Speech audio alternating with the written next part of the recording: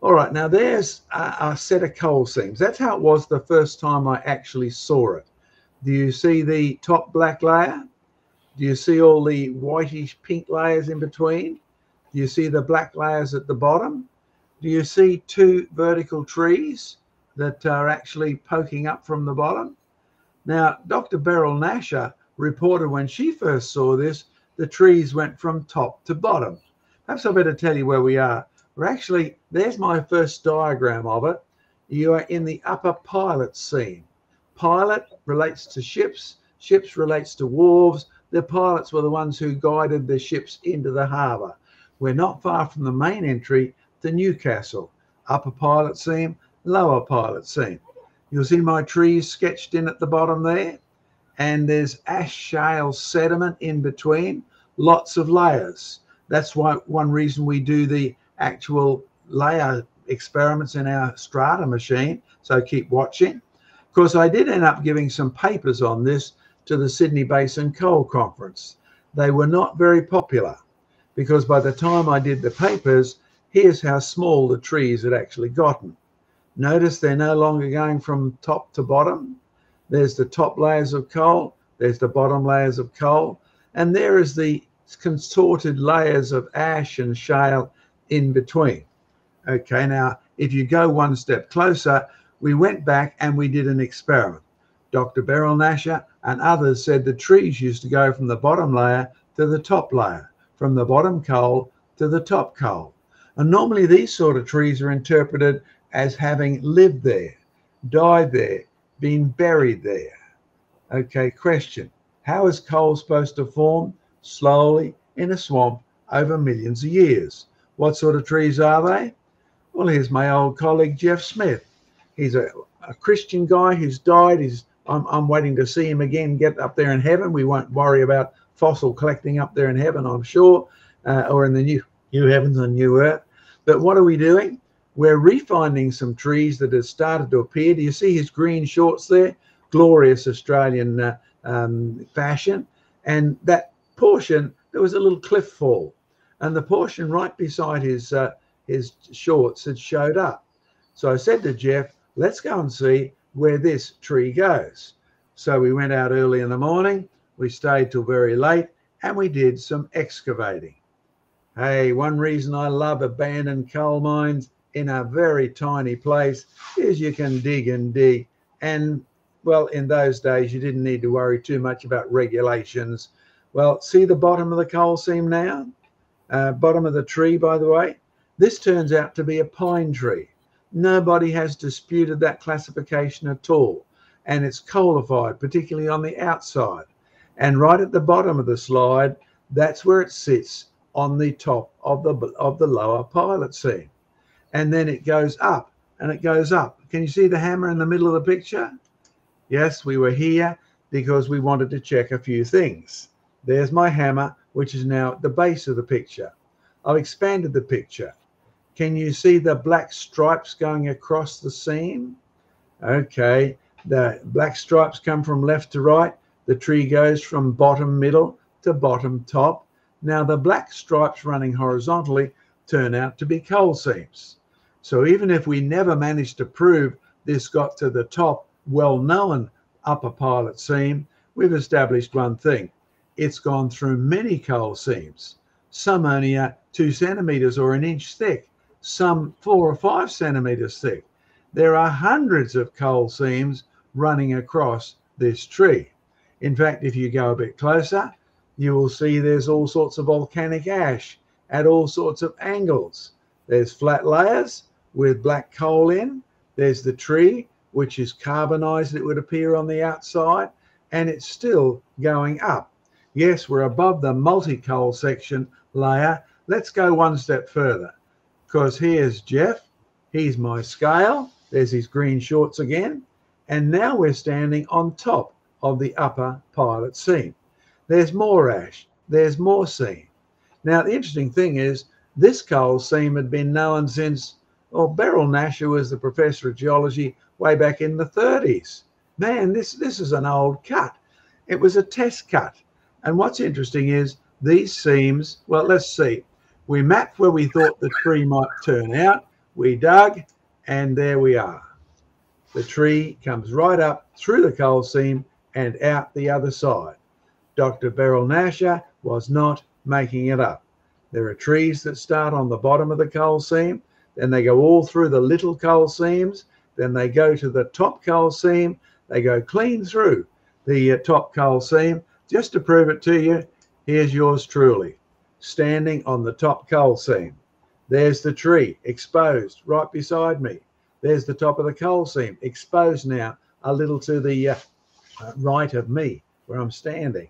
And what you find is that's the top of the coal seam, and the tree pokes out. Now, when you go down and have a look all the way around, oh, by the way, if you want to know what happened to that coal seam, we reburied it and we put a waterproof note inside a waterproofing box, and the note said, found by John Mackay and excavated by John and Jeff. And we put the date on it because we didn't want these evolutionists coming along and destroying the evidence without a record of us being there. And we photographed everything, including this tree, which we found on the other side. That went right up to the top and it pokes into the coal seam. Now, stop a moment. Trees, pine trees, coal, swamps over vast ages. If you have a pine tree going from one coal seam up through many coal seams, up into the next coal seam, the next coal seam is a major one because they used to mine it. The bottom coal seam is a major one because they used to mine it. The ones that are only 1 inch or 2 centimeters thick, they're not mined at all. They're just waste. And these trees were pine trees, softwood. There's no way in the world they'd last over vast periods of time to be buried in yet another swamp. Okay, down the hill and round the corner. Here we are at a place called Redhead. Now, at high tide, that water comes right in there and you can't get around that headlands. So it takes sort of people of well, what could one say? Different IQ to actually walk around there, because the possibility is you get a sudden wave, you'll actually be trapped. And look what we found. Fantastic. There in the next little alcove was a fossil tree standing upright. No branches and no roots.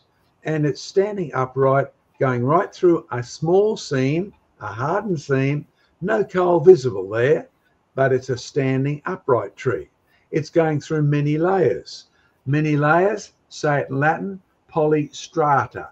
Yes, you can see we are well equipped. We had to clean it off. So we took a broom. No, we didn't ride the broomstick there like some of our enemies might suggest. We took it to clean the cliffs. Not a problem that many people normally have, but we needed to get photographs. And as we cleaned that cliff, something else showed up. Do you see right in the middle of our picture here? We have 2 snapped logs that are joined together in the middle. That tree was broken as it was deposited. That tree had been a whole tree once. It's the same tree. It's a pine tree, and it's full of iron now. Pine trees tend to petrify very quickly. In fact, there are many more softwoods in the fossil record turned to stone than there are hardwoods. Interesting puzzle to ponder. But this one has been snapped in 2, obviously before it fossilized. And then the whole lot has been fossilized. As we went along a little further, now here's what's really interesting. This is the piece de resistance. You'll see the layers crossing the screen at the bottom. You'll see there's a second tree sitting on the top. Now what's interesting is these are both pine trees. These are both without roots. Now trees without roots don't grow on top of one another. It's as simple as that. You see the roots have been broken off and the tree at the bottom has been broken off. That's why the tree at the top is sitting on it. We have 2 pine trees. In fact, these trees didn't grow there. They're both crossing many layers and they're polystrate. Okay, if they didn't grow there, they've been picked up somewhere else. They grew somewhere else. They've been torn apart. They've been carried along by water. You know, at this point, I do think of Psalm 29, where the Lord spoke and the forests were destroyed. The Lord destroyed the cedars of Lebanon. the Lord sits as king of the flood. There's been a massive flood here, and it's picked up many trees. I mean, there's another one. I gave lectures on these, by the way, at the Sydney Basin Coal Conference. I gave lectures on them several years in a row. I actually presented papers to the International Coal Conference. And what you'll find is they're in abject denial. I mean, Professor Ian Plimer, who was the head of the department, as well as the chairman of the Sydney Basin Coal Conference, he basically got me kicked out. You see what he said? Oh, no, you can't. I better tell you because it's in my memory. See that tree? No branches, no roots. It's a polystrate tree. See all the layers that's going through? Now, when you have a look at these layers, there is no doubt about it that these coal trees go from one coal seam to another through. See those black layers that's running through? Each of those contains a separate amount of coal. And what Professor Ian Plimer, I mean, at the conference, I gave people directions. Here's where you can see these trees. Okay. And at the end of the conference, everyone could see, they could read the screen. And then after the conference, and the Australian geologist, Professor Ian Plimer, said there are no such trees, despite the first professor of geology at the university claiming there actually were trees.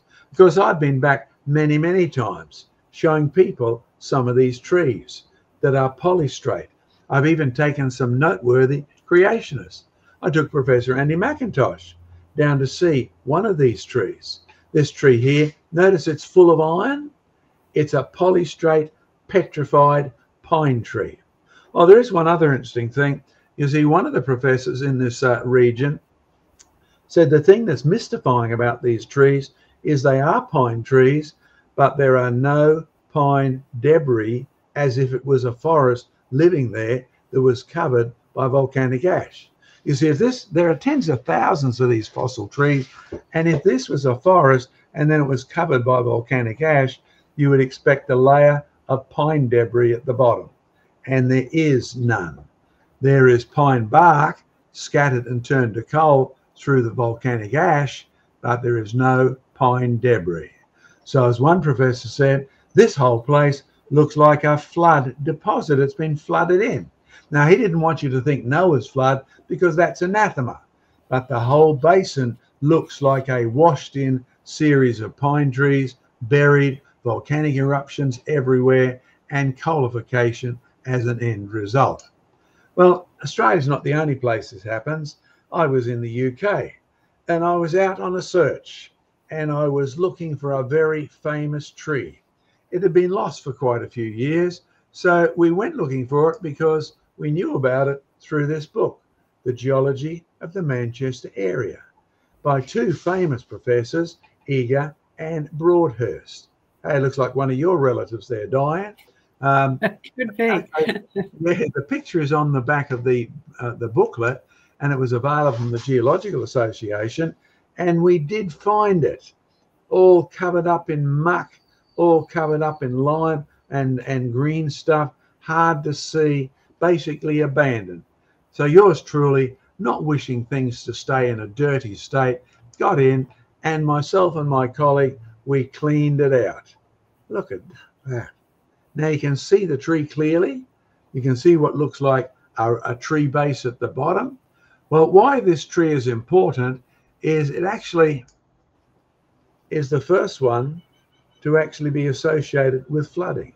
On page 56 of the Geology of Manchester Area, Broadhurst and Eager say this tree was apparently overwhelmed by flooding. Now, why would they say that? Why would they go on to use wording that would imply this is a flood deposit? Now, I'll be blunt. When I first started geology, as I've said many times in our programs, the professor was adamant we were not going to study such catastrophic rubbish as Noah's flood. We're not going to deal with flood deposition. It was anathema.